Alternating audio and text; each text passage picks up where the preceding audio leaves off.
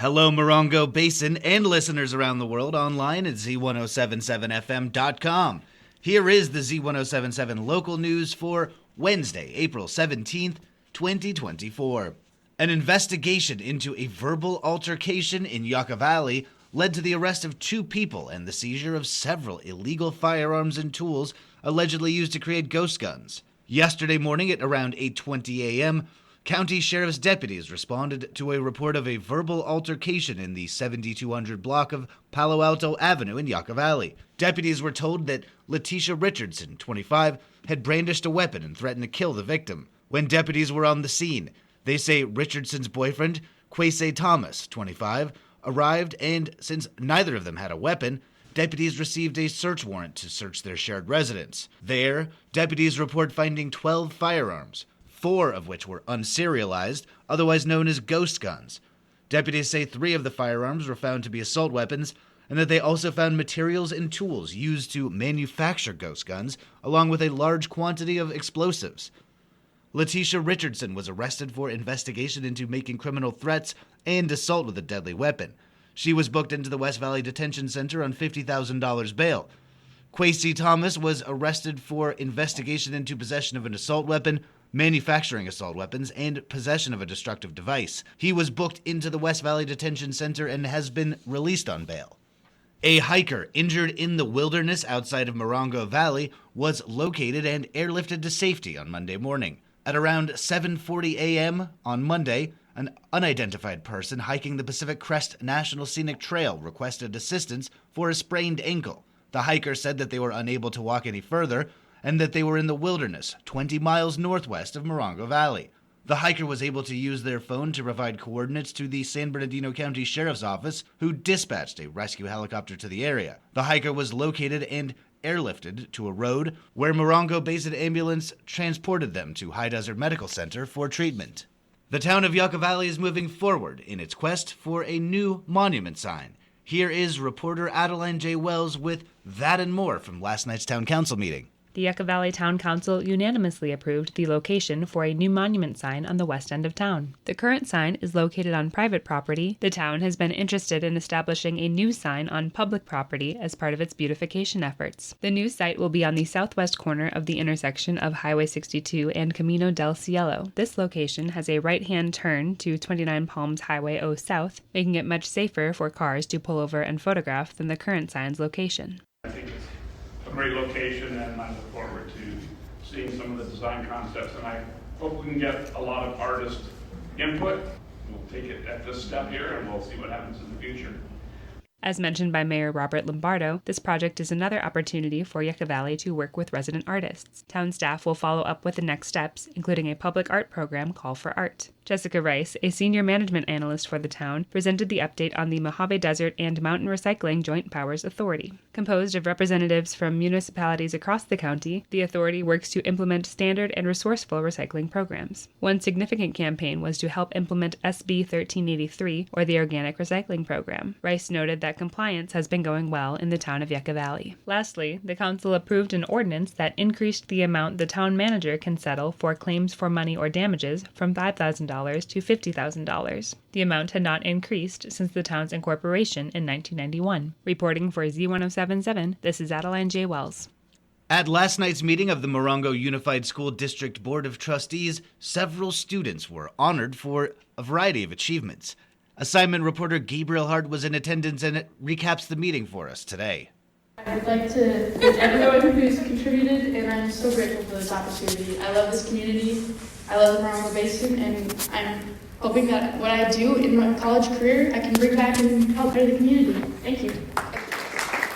That was S.E. Davis, recipient of CMC's 2024 Greenleaf Scholarship, recognized at the CMC MUSD joint meeting yesterday afternoon. The Greenleaf Scholarship is a full-ride scholarship that covers tuition, fees, and living expenses for students during their 2 years at Copper Mountain College, and then through their transfer to a 4-year university and completion of their bachelor's degree. Assistant Superintendent of Instructional Services Amy Woods gave updates on early college and dual enrollment for MUSD seniors going to CMC, both which have seen recent substantial growth. Enrollment and outreach counselor Chloe Chloe Letzen-Wahlberg and Vice President of Student Services Jay Kwan updated attendees on the RISE program, which invests in students by bringing a higher quality of education and comprehensive matriculation services for high school seniors, while creating partnership and communication between districts. The RISE program currently has a registration conversion percentage of 86%. For the regular 6 p.m. MUSD meeting, Woods continued the night's high volume of recognition. Spotlights included culinary student teams from Yucca Valley High and 29 Palms High who competed in the first annual Chopped competition in Rialto on March 6th. 29 Palms High won third place overall for main dish, and Yucca Valley High won first place for best main dish, winning them both a trophy from Chopped. Next, valedictorians and salutatorians from Yucca Valley High and 29 Palms High were recognized. Before the most unexpected recognition of the night, Onaga Elementary third grader Penelope Penny Lopez wrote a book called Wolf Claw and is now a published author, thanks to the assistance of Amy Woods and various MUSD staff who pressed various copies of the book in the MUSD office. Lopez spent the next 5 minutes reading the book to the board and attendees to a rousing applause. I remember one night I was going to the museum. Then a bat swooped down and bit me on the neck. Then a vampire was right there. 3 monsters saved me and said bite him. So I did, and I was a vampire ever since. No, be helpful. The end. During representative reports, classified representative Mary Dean thanked the board for MUSD's negotiations securing more hours for classified staff, stating that, quote, while there's still a long way to go, it's a step in the right direction, unquote. Reporting for Z107.7, this is Gabriel Hart. The 29 Palms Planning Commission met last night to host 3 public hearings and dig deeper into aspects of the development code. Reporter Heather Clisby was there. Last night, the 29 Palms Planning Commission hosted 3 public hearings, mostly relating to development code updates. But first, the commission touched on changes to the general plan, namely the addition of the equity and social justice element. There was a question about a citywide wastewater treatment plant, and it was noted that the plant is still under long-term consideration and that a groundwater study is underway. The next hearing concerned changes to the Dedications and Improvement Development Code, mainly removing the term waiving waived, as there is no allowance in the code for waiving of requirements, and making the language for required improvements consistent for all zones. The final hearing featured hearty discussions on proposed wall and fence heights, curb and gutter requirements, and boat and RV storage. Ultimately, there were numerous proposed changes to specific development codes. The Commission did not formally approve the changes and language clarifications last night, giving staff time to incorporate them into the code. Commission will review these changes at the May 21st meeting. For more detailed info, look for this story at Z107.7fm.com. Reporting for Z107.7, I'm Heather Clisby. Tonight, the Morongo Valley Community Services District Board of Directors will hold their regular 6 p.m. meeting at Covington Park's multipurpose room. They'll have a special meeting this Sunday for a budget workshop. Assignment reporter Gabriel Hart takes a look at both of the meeting's agendas. Addressing ongoing budget issues, the board will discuss preliminary budget options, including a payroll deduction plan for the district staff, and how to proceed with 2 unauthorized invoices coming in after the district's spending freeze. The board will discuss and review updating the district's facility rental agreement to allow staff to secure deposits with credit card information. The board will also discuss whether to continue their recent meet and greets, where board members have been making appearances in various local establishments to answer questions for the public. In continued business, Vice President Watts will be presenting further information on the district pursuing a campaign with Give Butter, a free fundraising platform they'd utilize to alleviate budget imbalance. The board will also be holding a special meeting this Sunday at 8 a.m. for a budget workshop open to the public. Reporting for Z107.7, this is Gabriel Hart. And finally, free food packages will be distributed tomorrow by the Community Action Partnership of San Bernardino County.